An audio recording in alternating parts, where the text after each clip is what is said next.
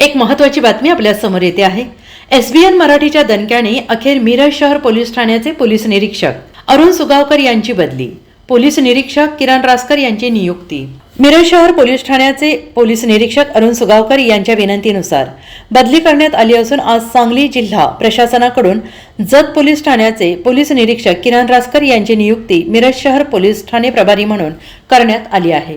मिरज शहरामध्ये टोळ्या सक्रिय झाल्या असून त्यामध्ये मिरज शहरातील कायदा सुव्यवस्था निर्माण होणाऱ्या घटना घडल्या होत्या।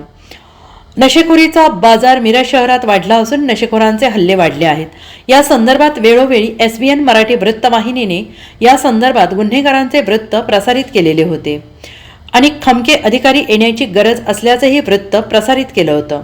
नागरिकांनी थेट नवनिर्वाचित मुख्यमंत्री देवेंद्र फडणवीस यांना साकडं घालण्याचंच ठरवलं होतं। त्यातच सुगावकर यांची पोलीस मुख्यालयाला बदली करण्यात आली असून त्या ठिकाणी जतचे पोलीस निरीक्षक किरण रासकर यांची बदली करण्यात आलेली आहे। आता तरी कायदा सुव्यवस्थेचा प्रश्न सुटणार का, याकडे नागरिकांचे लक्ष लागून राहिलेलं आहे।